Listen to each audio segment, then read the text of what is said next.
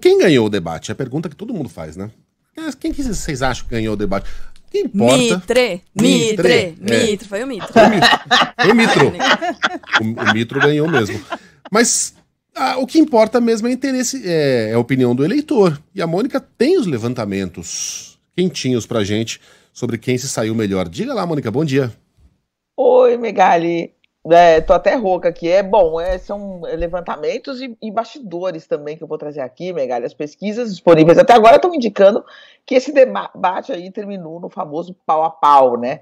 Com o Lula, por exemplo, tendo mais menções positivas do que Jair Bolsonaro nas redes sociais nos primeiros 2 blocos, e o Bolsonaro tendo mais menções positivas no terceiro bloco, isso segundo o Instituto Quest, né, nas redes sociais. E em grupos de eleitores indecisos reunidos em 10 estados, isso é um trabalho feito pela Atlas, né, pelo Instituto Atlas, né, eles reuniram eleitores indecisos em 10 estados, o Lula apareceu como quem ganhou o debate para 54% contra 32% do Bolsonaro, e um percentual semelhante se declarando inclinado a votar nesses candidatos, o que não significa, Megalha, aí é que entra a grande questão, que esses votos foram virados durante o debate. Uma coisa é você falar, eu acho que o Lula foi melhor. Outra coisa é você chegar e falar, e eu vou votar nele.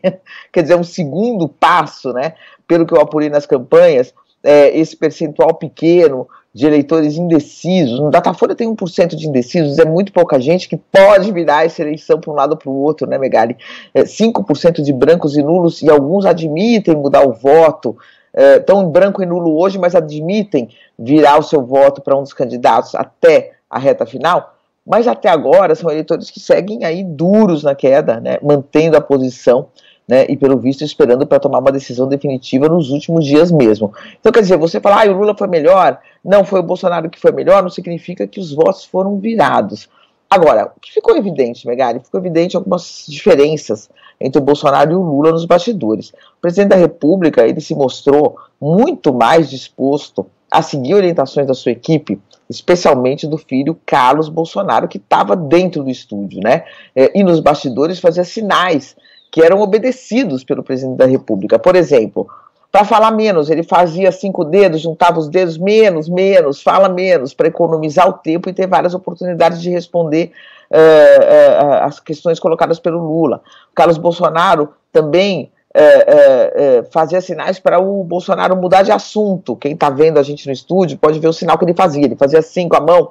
Então, no primeiro bloco, por exemplo, o tema da pandemia proporcionou ao Lula bons momentos no debate. Por quê? Porque é um tema incômodo, né, para o presidente da República. A gestão dele sabidamente, por várias pesquisas que já analisaram isso, a gestão dele na pandemia de Covid-19 é mal avaliada pela opinião pública.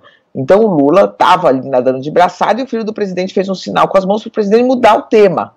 E o Bolsonaro imediatamente fez uma pergunta para o Lula sobre corrupção. Sobre segurança nesse momento. Sobre segurança, que é um tema em que o presidente consegue se sair melhor, defender melhor suas ideias, concorde-se ou não com as ideias dele, ele tem maior clareza para falar delas e convicções mais firmadas do que sobre a pandemia.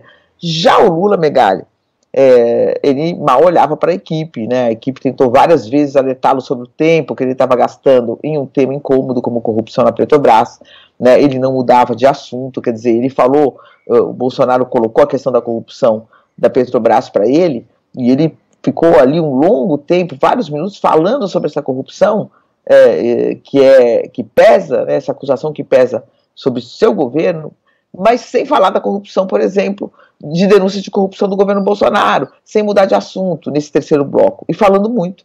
Ficou, afinal, como todos viram, sem tempo, né, no fim, para responder ao Bolsonaro, que teve mais de 5 minutos para falar sozinho, para deitar e rolar. Então, um outro diagnóstico, para a gente finalizar, Megali, da campanha do Lula, é o de que a performance física do Bolsonaro, naquele último bloco, ela desconcentrou o Lula, né, no segundo e no terceiro bloco, e nisso o presidente teria sido feliz, quer dizer, ele se aproximou do Lula, né, ele meio que invadiu ali o espaço do Lula. A gente tem um espaço, né, Megali, se eu chego aí na rádio, você não chega pertinho de mim para me cumprimentar, né, a gente sempre o ser humano tem o seu espaço de conforto, e o Bolsonaro se aproximou, chegou a tocar no Lula, e foi algo inesperado, né, inesperado, porém não é novo, não é uma coisa original. No debate de Donald Trump com a Hillary Clinton, o Trump fez igualzinho e depois ela reclamou, né? E ela revelou o quanto foi incômoda aquela situação, mas que ali ao vivo ela não conseguiu, ela não sabia, né, se dizia sai para lá, Trump, ou se mantinha uma aparente calma. E ela acabou optando por essa segunda alternativa da aparente calma, como fez o Lula ontem. Mas, segundo eu apurei na campanha, né, quer dizer, há um diagnóstico de que isso também desconcentrou ali o ex-presidente da República nesse confronto final com o Bolsonaro, Megali. Mônica, você usou exatamente o termo que a gente estava usando fora do ar aqui. O Lula ficou desconfortável com os silêncios do terceiro bloco. O Bolsonaro... Ele já tinha usado essa estratégia no primeiro debate do primeiro turno. De fazer um silêncio ali, abrir um sorriso largo, sarcástico em direção ao Lula. Naquela ocasião, né, o formato era diferente, não comportava entrada de outros candidatos, né, a intervenção, mas ali sim, ali o Lula claramente ficou desconfortável. Tanto é que esqueceu do assunto que ele estava tratando, que era a mania do presidente de colocar 100 anos de sigilo em tudo. Deixou pra lá. Não, e a postura física, né, Megali? Sim, sim. A postura física de se aproximar. A postura física. Imagina a Sheila te tocar. Você tá falando, ela faz assim. A Sheila já me bateu no ar. Ela já bateu em você e você ficou incomodado, né? Sabe o que aconteceu? Eu também já joguei um sapato dela. Esse é o nível. Então tá tudo certo. Querem uma campanha de alto nível? É o que temos. E aí a gente vai pedir debate de alto nível.